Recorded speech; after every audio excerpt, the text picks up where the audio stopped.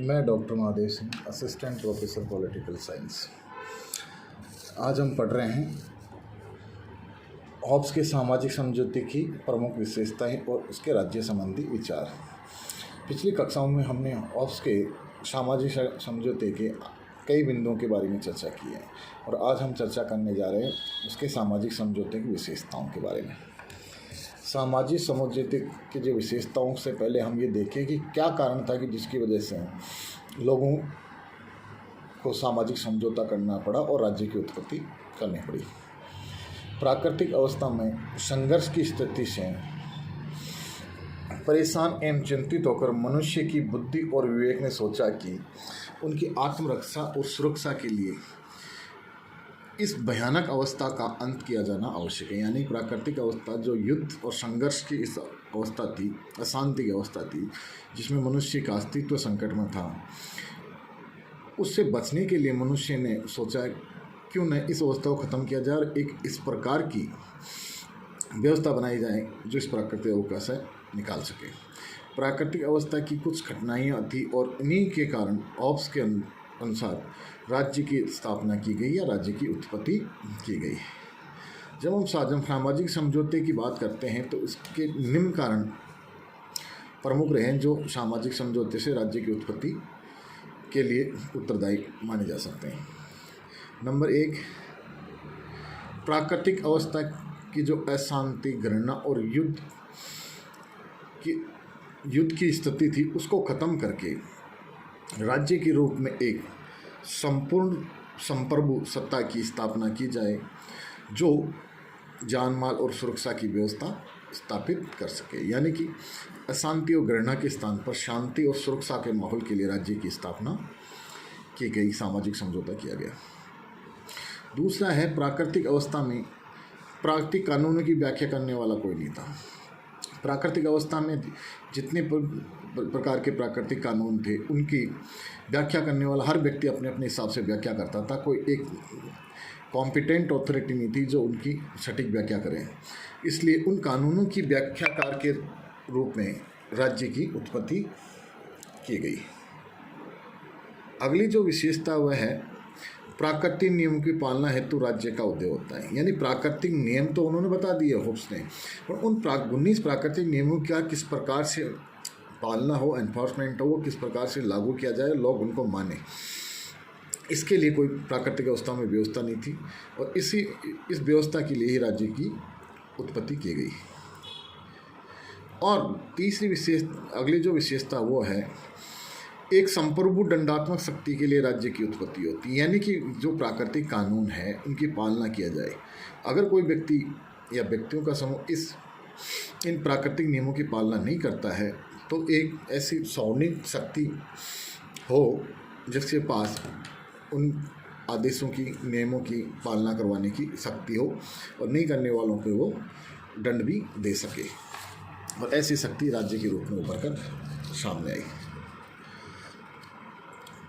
लोग समझौता या कॉन्ट्रैक्ट या अनुबंध करके राज्य अथवा कॉमनवेल्थ अथवा शिविटा का निर्माण करते हैं और लोग अपने जितने भी अधिकार हैं वो सारे के सारे इस कॉमनवेल्थ, राज्य या लेवियथन को दे देते हैं।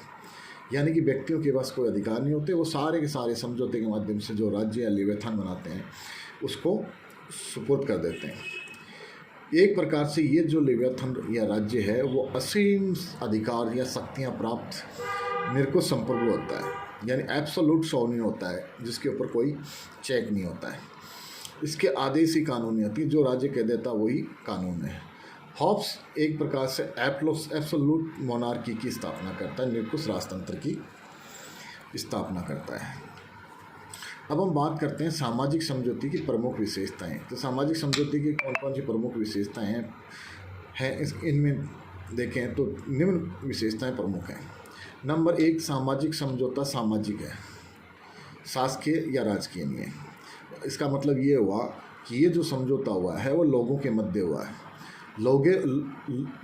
प्रजा और शासक या राजा के मध्य समझौता नहीं हुआ है।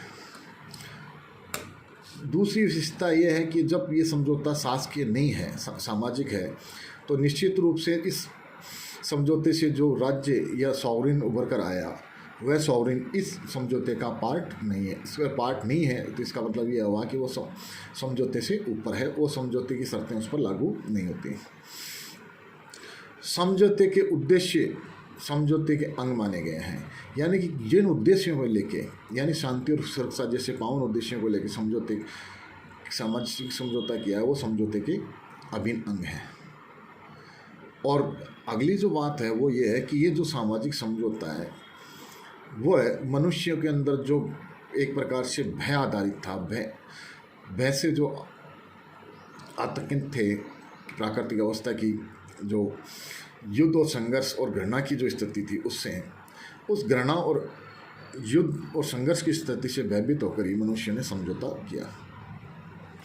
अगली विशेषता है शासक सर्वोच्च विधायक है, यानी सामाजिक समझौते से जो सॉवरेन उभर कर आता है, जो लेवियथन उभर कर आता है, वह सबसे बड़ा विधायक या लेजिस्लेटर है, यानी उसके आदेश ही एक प्रकार से कानून होते हैं। और अगली विशेषता है कि सामाजिक समझौते हैं सभ्य समाज का निर्माण होता है, यानी कि जो प्राकृतिक अवस्था थी उसके अंदर एक सामाजिक जीवन मनुष्य का नहीं था, और सामाजिक समझौते के बाद में जो राज्य उभर कर आता है उसमें मनुष्य का एक सामाजिक जीवन शुरू होता है और सभ्य समाज का निर्माण होता है। अगली विशेषता है प्रजा द्वारा किसी भी कारण से समझौते को भंग करना मान्य है, यानी कि एक बार लोगों ने समझौता कर लिया तो लोग उस कॉन्ट्रैक्ट को भंग नहीं कर सकते, और अगर इस प्रकार का कोई भी प्रयास किया जाता है तो वह न्याय संगत नहीं माना जा सकता, उसको अन्यायी कहा जाएगा। एक प्रकार से वो ऐसा प्रकार का प्रयास गलत है। अब सामाजिक समझौते की हम बात करते हैं उसकी आलोचनाओं के बारे में। तो इसमें प्रमुख आलोचनाएं निम्नवत हैं। पहला है कि जो हॉब्स ने मनुष्य का मानव स्वभाव का जो चित्रण किया है वो एक पक्षीय दोषपूर्ण चित्रण किया है। मनुष्य स्वार्थी, लालची, अहंकारी नहीं होता। मनुष्य परोपकारी, सहज, सरल, बिना किसी स्वार्थ के भी कार्य करता है, यानी मनुष्य का एक नकारात्मक अपितु उसके सकारात्मक ही उसके जीवन का पक्ष होता है। मनुष्य ऑब्स ने जिस प्रकार की प्राकृतिक अवस्था की बात की वो अस्वाभाविक है। शायद ही दुनिया में कोई देश हो जिसमें इस प्रकार की प्राकृतिक अवस्था पाई जाती हो।